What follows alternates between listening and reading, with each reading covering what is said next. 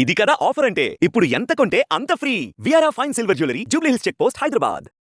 ఈరోజు ప్రణయ్ కేసు విషయంలో నల్లగొండలో వచ్చినటువంటి తీర్పు ఏదైతే ఉందో ఆ తీర్పు ఒక నేరస్తులకు ఒక కనువిప్పు అనేది కలగాలి, కనువిప్పు కావాలి. ఎందుకంటే మా బాబు ప్రణయ్ హత్య జరిగినప్పుడు ఇదే చివరి హత్య జరగాలని చెప్పి జస్టిస్ ఫర్ ప్రణయ్ అని చెప్పి చాలా మేము పోరాటం చేశాము. కానీ ఆ హత్య తర్వాత కూడా చాలా హత్యలు జరగటం అనేది జరిగింది.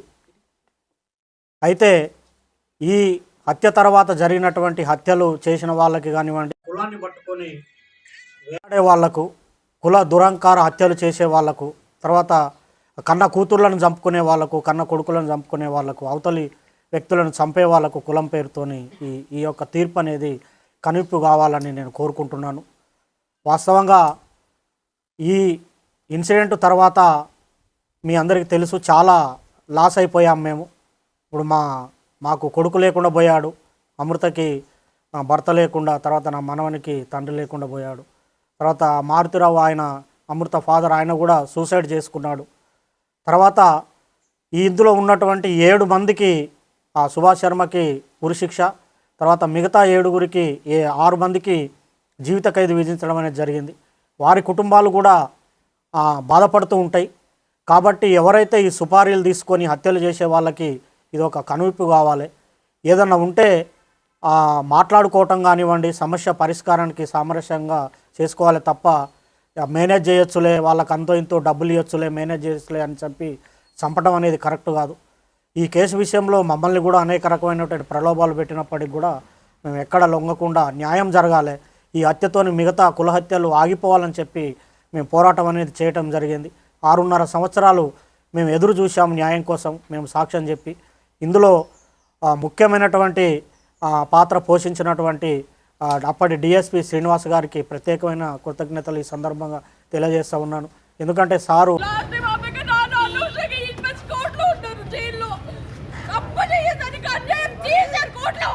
మా నాన్న తప్పు చేశారా? మా నాన్న తప్పు చేయలేదు. అన్యాయం చేశారు మాకు.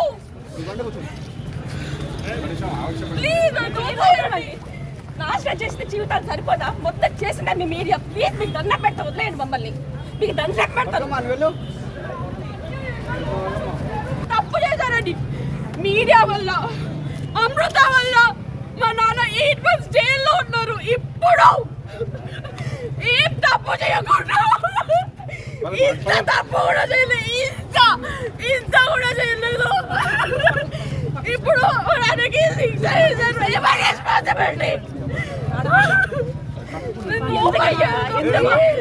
ఎందుకంటే సతాయిస్తారు మీ వల్లని. పోలీసులు బెదిరించి పేపర్ పైన, బ్లాక్ పేపర్ పైన సైన్ పెట్టించుకున్నారు. పెట్టించుకొని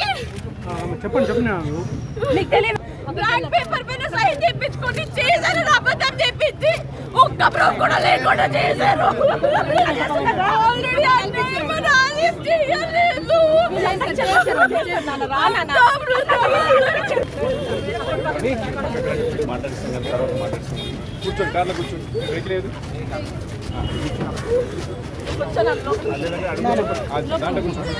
సాక్షులు కూడా చక్కగా చెప్పారు.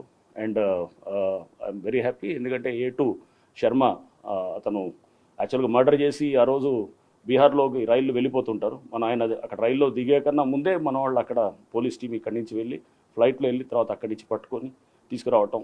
అట్లానే వీళ్ళంతా కూడా ఇతర మర్డర్లో ముద్దాయిలైనటువంటి అస్గర్ అలీ వీళ్ళంతా కూడా రకరకాల స్టేట్స్లోకి వెళ్ళిపోయి ఉంటారు అన్నమాట. అంత కొంతమంది మహారాష్ట్రలో ఉంటారు, యూపీ, ఇట్లా రకరకాల స్టేట్స్లో ఉంటారు. అందరినీ ఒక 4 రోజుల్లోనే మొత్తం కూడా ట్రాక్ చేయటం, వాళ్ళని ఐడెంటిఫై చేయటం, వాళ్ళని పికప్ చేయటం, తీసుకొచ్చి అరెస్ట్ చేసి అక్కడ లోకల్, అక్కడ అన్ని కంట్రీ వైడ్ కూడా ఇతర సంస్థలంతా కూడా దీంట్లో మాకు ఆ రోజు సహకరించారు.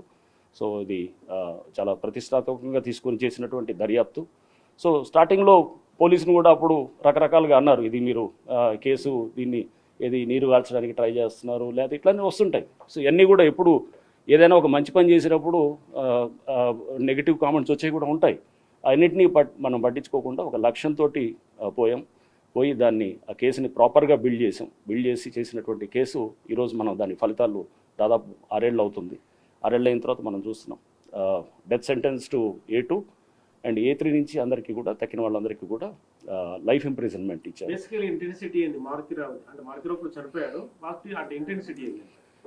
మారుతిరావు నేను అంటే యాక్చువల్గా ఆయన చనిపోయినప్పుడు చాలా బాధపడ్డాను యాక్చువల్గా. ఎందుకంటే ఒక తండ్రిగా అతను అంటే బిడ్డ కోసం చేసింది ఉండొచ్చేమో కానీ బట్ అది వేరే చనిపోయిన బిడ్డ కూడా వేరే చనిపోయిన ప్రణయ్ కూడా వేరే వాళ్ళ కొడుకుగానే మనం తీసుకోవాలి. వేరే వాళ్ళ బిడ్డని నీ బిడ్డని అతను ఒకవేళ పెళ్లి చేసుకోవటం చేసి నీకు ఇష్టానికి వ్యతిరేకంగా చేసినప్పుడు డెఫినెట్గా ఒక తండ్రిగా అతను బాధపడవచ్చు. ఎందుకంటే ప్రతి తండ్రి కూడా వాళ్ళ బిడ్డ బాగోగులు చూసుకోవాలనే చూస్తాడు. బట్ అలా అని చెప్పేసి మనం వేరే వాళ్ళ ప్రాణాలు తీయటం అనేది అది కరెక్ట్ కాదు. ఎందుకంటే అది ఆ హక్కు ఎవరికి కూడా లేదు. సో మనం అందుకోసం అది దాన్ని ఆ కోవలో చూస్తూ అతను చనిపోయినప్పుడు బాధపడ్డాము. But at the same time అతను కూడా బహుశా సెన్సిటివ్గా ఫీల్ అయినట్టు అనుకుంటున్నాను. మారుతిరావు అంటే ఆయన అమితమైన ప్రేమతోటి ఆయన బహుశా ఈ యాక్ట్కి చేయటం జరిగింది. సో ఇదొకటి అంటే ఇదొక అందరికీ కూడా ఒక లెసన్గా తీసుకోవాలి ఇట్లాంటి కేసెస్. ఇది ఒక హానర్ కిల్లింగు అండ్ అట్లనే ఒక హైర్డ్ కాంట్రాక్ట్ కిల్లింగు అండ్ దీంట్లో అంతా కూడా డబ్బు కూడా చాలా ఇన్వాల్వ్ అయినటువంటి ఇది. అండ్ ఇంతే కాకుండా దీంట్లో ముదురు వాళ్ళు అంటే దీన్ని మర్డర్ కేసుల్లో అత్యంత ముదురుగాళ్ళు అయినటువంటి కొంతమంది వాళ్ళు అంటే వాళ్ళకి తెలుసు ఎలా మేనేజ్ చేయాలి సిస్టమ్స్ని, ఎక్కడ దొరకకుండా చేయాలని. సుమన్ టీవీలో మీ పర్సనల్ అండ్ బిజినెస్ ప్రమోషన్స్ కోసం కింది నెంబర్కి కాంటాక్ట్ చేయండి.